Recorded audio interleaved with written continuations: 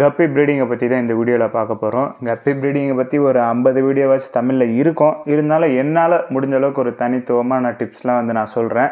So ஒரு 5 பேரை வச்சு நான் அதை 100 கணக்கில் பெருக்கி மாடியில் ஃப்ரிட்ஜ் பாக்ஸில் வச்சுருக்கேன். ஸோ அது எப்படி எல்லாமே டீட்டெயிலாக உங்களுக்கு இந்த வீடியோவில் சொல்கிறேன். ஸோ வாங்க வீடியோக்குள்ளே போகலாம்.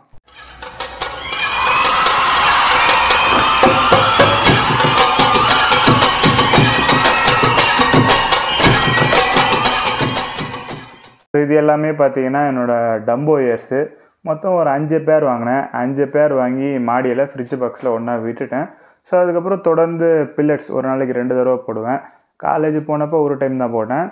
ஸோ வீட்டில் இருக்கிறப்ப ஒரு நாளைக்கு 2 தடவை பில்லட்டு போட்டுருவேன். சரிங்களா? ஸோ இந்த 5 பேர் 100 கணக்கில் பெருகிடுச்சு. இப்போ ஆல்மோஸ்ட் இதில் ஒரு 30% சேல் பண்ணிட்டேன்.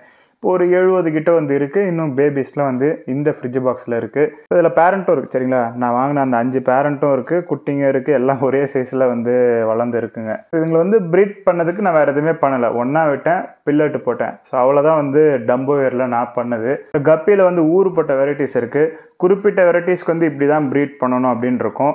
அதாவது இப்போ டம்போ இயர்ஸ்லாம் குட்டிங்களை சாப்பிடலை. சரிங்களா? ஸோ டம்போ இயர் உங்களுக்கு பிடிக்கல, இல்லை டம்போ இயர் ப்ரைஸ் அதிகமாக இருக்குது அப்படின்னு நினச்சிங்கன்னா அல்பினோ வெரைட்டிஸ் இருக்குது. ஸோ அதெல்லாமே ப்ரீட் பண்ணுறோம் அப்படின்னா குட்டிங்களை பயங்கரமாக திங்கும். டம்போ இயரோட அல்பினோ வெரைட்டிஸோட ப்ரைஸ் தான் அதிகமாக இருக்கும். அல்பினோ வெரைட்டிஸ்னால் கோய் கப்பி சொல்லுவாங்க, அப்புறம் இந்த ப்ளூ டோப்பாஸு, ஃபுல் ரெட் கப்பி, அது எல்லாமே அல்பினோ வெரைட்டிஸ் தான். ஸோ உங்களுக்கு அதுதான் பிடிச்சிருக்கு, அந்த வெரைட்டிஸ் தான் பிடிச்சிருக்கு, அதை ப்ரீட் பண்ணணும்னு நினச்சிங்கன்னா குட்டி போடுது அப்படின்னா கூட இருக்க மீனுங்களே குட்டிங்களை தின்னுரும். சரிங்களா? குட்டி போடுற மீன் எப்பயுமே அதோட குட்டியை சாப்பிடாது. கூட இருக்க மீனுங்க தின்னுடும், இல்லை கொன்று போட்டுரும். ஸோ அதை எப்படி ப்ரீட் பண்ணலாம் அந்த மாதிரி வெரைட்டிஸ்னு கேட்டிங்கன்னா கேஜ் செட்டப் வச்சு பண்ணுவாங்க. ஆன்லைனில் விலை ப்ரைஸ் அதிகமான கேஜெலாம் இருக்கும். ஸோ அதை வச்சு நம்ம ப்ரீட் பண்ணலாம். அப்படி இல்லைனா இந்த கப்பி ப்ரீடர்ஸே ஒரு சீப்பான பிளாஸ்டிக்கில் கொஞ்சம் டிஃப்ரெண்ட்டான கேஜெலாம் வச்சுருக்காங்க. அதெல்லாம் எந்தளவுக்கு ஒர்க் அவுட் ஆகும்னு தெரியலை, சீப்பான கேஜஸ்ஸு. ஸோ வாங்கினா விலை அதிகமான கேஜ் வாங்கி நீங்கள் ப்ரீட் பண்ணுங்கள். அப்படி இல்லைனா ஒன்றும் பண்ணலாம். சரிங்களா? ஸோ கூட இருக்க மீன் தான் குட்டிங்களை சாப்பிடும்.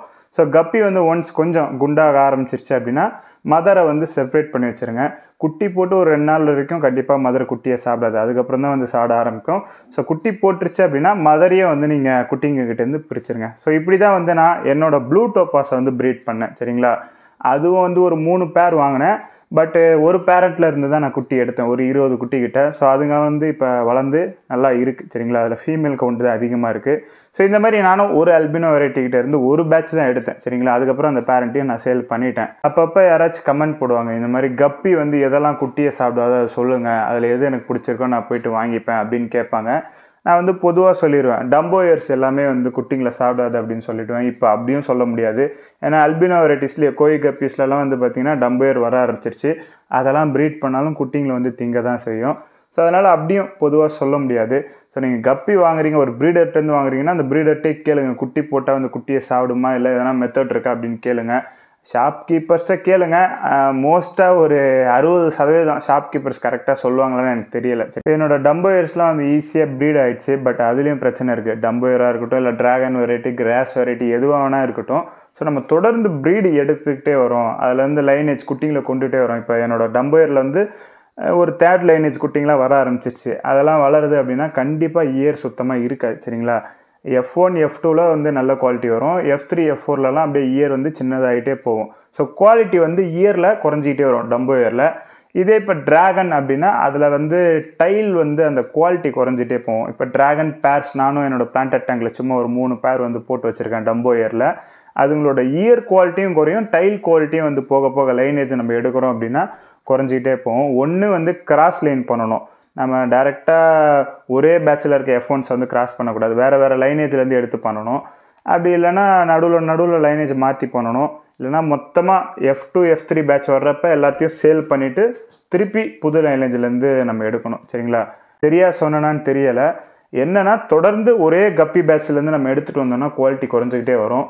நம்ம புது லைனேஜ் அப்பப்போ மாற்றணும். மொத்தத்தையும் சேல் பண்ணிவிட்டு புதுசாக ஃபஸ்ட்லேருந்து F1 குவாலிட்டியில் எடுத்து பண்ணணும். சரிங்களா? எந்த கப்பி வெரைட்டியாக இருக்கட்டும், ஒன்று டைல் குவாலிட்டி குறையும், இல்லை இயர் குவாலிட்டி குறையும். மோஸ்ட்டாக கலர் குறையாது, பட் கலரேஷன் கொஞ்சம் கொஞ்சமாக மாறும். அது ஒரு நிறைய லைனேஜ் எடுத்துகிட்டு போனால் ஒரு F3 F4லலாம் கலரேஷன்ஸ் நல்லா தான் இருக்கும். கப்பி ப்ரீடிங் ஈஸியாக இருக்கும். பட் அதை குவாலிட்டி மெயின்டைன் பண்ணுறதுக்கு நம்ம இந்த மாதிரி விஷயம்லாம் பண்ணி தான் ஆகணும். இதெல்லாம் வீட்டில் சும்மா என்டர்டெயின்மெண்ட் பண்ணுறவங்களுக்கு தேவை இல்லை. என்டர்டெயின்மெண்ட்டாக வந்து ஆசைப்பட்டு குட்டியெல்லாம் வளர்க்கணும், குட்டி போட்டு குட்டியை வளர்க்கணும் அப்படின்னு நினைக்கிறவங்க ஜஸ்ட்டு குட்டி வரணும், அது என்ன மாதிரி கலரில் வேணால் இருக்கட்டும், எப்படி இருந்தாலும் அது பிடிக்க தான் போகுது. ஸோ அது வந்து நம்ம குட்டி வரணும் வளர்க்கணும் அப்படின்னு தான் நினைப்போம். கப்பி குட்டிங்களை வந்து நம்ம ஈஸியாக வளர்த்துடலாம், ரொம்ப கஷ்டமும் பட தேவையில்லை சரிங்களா. பேரண்ட்டுக்கு என்ன ஃபுட்டு போடுறோமோ அதையே போட்டால் அதே பிச்சு சாப்பிட்டுக்கும். பிறந்த ஒரு 2 நாள் மட்டும் நம்ம கொஞ்சம் பவுட்ரு மாதிரி நொறுக்கி போடணும். மற்ற டைம்லலாம் வந்து பேரண்ட் ஃபுட்டையே சாப்பிட ஆரம்பிச்சிடும். ஓகே, ஸோ எனக்கு தெரிஞ்சு ப்ரீடிங்கில் இருக்கிற விஷயம்லாம் சொல்லிட்டேன். குட்டிங்களுக்கும் பில்லட் எப்படி போடணும் அப்படின்றத சொல்லிட்டேன். பட் நம்ம பில்லட்டு போடுறோம் அப்படின்னா அதில் க்ரோத் இருக்குமான்னு கேட்டிங்கன்னா கண்டிப்பாக வந்து க்ரோத் இருக்காது சரிங்களா. பேபிஸ்க்கு சொல்கிறேன், அடல்ட்டுக்கு வந்து நம்ம பில்லட்டே போடலாம் கப்பியில். பேபிஸ் வந்து பில்லட் சாப்பிட்றப்ப க்ரோத் ரொம்ப ஸ்லோவாக இருக்கும். நல்லா நம்ம பார்த்து காஸ்ட்லியாக ஹை ப்ரோட்டீன் உள்ள பில்லட்டு போட்டோம் அப்படின்னா கொஞ்சம் பரவாயில்லன்ற மாதிரி தான் க்ரோத் இருக்கும். இருந்தாலும் கப்பியில் வந்து குட்டிங்க ஸ்லோ க்ரோத்தில் தான் இருக்கும். ஸோ வேகமாக வளரணும்னா என்ன பண்ணணும்னு கேட்டிங்கன்னா நம்ம எதனா லைஃப் ஃபீடு தான் ட்ரை பண்ணணும். லைஃப் ஃபீட்னா இந்த மொய்னாஸு, பிரெயின் ஸ்ட்ரிம்ப்பு, டாஃப்னியா இந்த மாதிரி சின்ன சின்ன வெரைட்டியான கல்ச்சர்ஸ் நம்மளே வீட்டில் ரெடி பண்ணி குட்டிங்களுக்கு போடுறது. அதெல்லாம் ஆனால் கொஞ்சம் நமக்கு வேலை வைக்கிற விஷயம். அதை தாண்டி வேலை இல்லாமல் சீக்கிரமாக குட்டிங்களை வளர்க்குறதுக்கு என்ன பண்ணலாம் அப்படின்னு கேட்டிங்கன்னா நான் பண்ணி வச்சுருக்கிறது தான். ஸோ மாடியில் வந்து நான் ஃப்ரிட்ஜ் பாக்ஸ் செட் பண்ணியிருக்கேன், இல்லைனா மாடியில் தான் வந்து ஒரு பாட்டில் செட்டப்பில் வந்து அந்த ப்ளூ டோப்பாஸ்லாம் வச்சுருக்கேன். அதனால் என்ன பெனிஃபிட்னு கேட்டிங்கன்னா ஃபுல்லாக ஆல்கேஸ் தான். ஸோ அதுங்க வந்து எப்பயுமே ஆல்கேஸை சாப்பிட்டுட்ருக்கோம். அதை தாண்டி அதுங்களுக்கு தேவையான மற்ற ப்ரோட்டீன்ஸ் எல்லாமே நான் போடுற பில்லட்டில் இருக்கும் சரிங்களா. ஸோ பில்லட்டு ஆல்கே இதுதான் வந்து என்னோடய கப்பிங்களுக்கான ஃபாஸ்ட் க்ரோத். எல்லாம் 1.5 மாதம் 2 மாதம் குட்டிங்க தான். பேரண்ட்டும் குட்டியும் ஒரே சைஸில் தான் என்னோடய டம்போயர்ஸ்லாம் சுற்றிட்டுருக்கு. ரீசன் வந்து அந்த ஆல்கேஸு அதுக்கப்புறம் பில்லட் தான் சரிங்களா. ஆல்கேஸ் வந்து எப்படி இருந்தாலும் மாடியில் நம்ம வைக்கிறப்போ வந்துடும், டேரெக்டாலாம் நான் வைக்க மாட்டேன். ஃப்ரிட்ஜ் பாக்ஸை வந்து 80% வந்து க்ளோஸ் பண்ணியிருப்பேன். அண்டு நிழலில் தான் வச்சுருப்பேன், வெயிலெலாம் இல்லை, நல்லா நிழலில் வச்சுருப்பேன். அப்படி இருந்தும் வந்து ஆல்கே வரும். டேரெக்டாக வெயிலில் வச்சுருக்க ஃப்ரிட்ஜ் பாக்ஸ் எல்லாம் எக்கச்சக்கமான ஆல்கேஸ், க்ளீன் பண்ண முடியாத அளவுக்கு, ஃபிஷ்ஷுக்கே நிறைய ப்ராப்ளம் வர அளவுக்கு ஆல்கேஸ் இருக்குது. அதனால் எப்பயுமே நிழல்லே வைங்க, 80% க்ளோஸ் பண்ணி வைங்க. ஆல்கேஸ் அப்படி இருந்தும் வரதான் செய்யும். ஸோ அந்த மாதிரி முடிஞ்சால் அவுட்டோரில் வந்து வைக்க பாருங்கள் சரிங்களா. இல்லை குட்டிங்க பொறுமையாக வளர்ந்தாலும் பரவாயில்ல, அதுங்க வளர்ந்தாலே போதும்னு நினைக்கிறவங்க உள்ளே வச்சு பில்லட்டே வந்து போடுங்க, ஒன்றும் பிரச்சனை கிடையாது. நான் சொல்லணும்னு நினச்சதெல்லாம் வந்து சொல்லிட்டேன். ஸோ கப்பி வந்து நீங்கள் வளர்க்குறீங்க அப்படின்னா ஒன்றே ஒன்று மட்டும் கண்டிப்பாக பண்ணிடுங்க. ஒரு டப்பு செட்டப்போ இல்லை ஃப்ரிட்ஜ் பாக்ஸ் வச்சா வந்து அழகாக இருக்காது. அழகாக இருக்கணும்னு நினச்சிங்கன்னா ஒரு நல்ல ஒரு டிசைனான டப்பு இல்லை பாண்டு செட்டப் சிமெண்ட்லேயே கட்டி ரெடி பண்ணி வந்து வைங்க.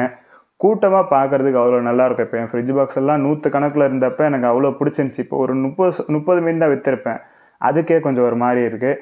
அப்படி ஃபுட்டு போடுறப்ப அடிச்சுட்டு பிடிச்சிட்டு அந்த கூட்டம் சாப்பிட்றது அவ்வளோ நல்லாயிருக்கும் சரிங்களா. ஃப்ரிட்ஜ் பாக்ஸுன்றப்ப இதில் 100 தான் போட முடியும், அதுக்கு மேலே ரஷ் பண்ணால் மீனுக்கு அந்தளவுக்கு நல்லது கிடையாது. இப்போ டப்புனா ஒரு 25 அப்படி தான், டப்புலேயே நிறைய சைஸ் இருக்கா. ஸோ அந்த டப்பு சைஸை பொறுத்து, அந்த கொடுக்குற டேங்க் சைஸை பொறுத்து மீனை வந்து நீங்கள் அளவு போட்டுக்கலாம். அட்லீஸ்ட் ஒரு 20, 15 அப்படி விட்ற மாதிரி ஒரு செட்டப் பண்ணுங்கள், அவ்வளோ நல்லாயிருக்கும். கப்பி மேலே உங்களுக்கு இன்ட்ரெஸ்ட் இருக்குது அப்படின்னா பண்ணுங்கள், கண்டிப்பாக நல்லாயிருக்கும், உங்களுக்கு பிடிக்கும்.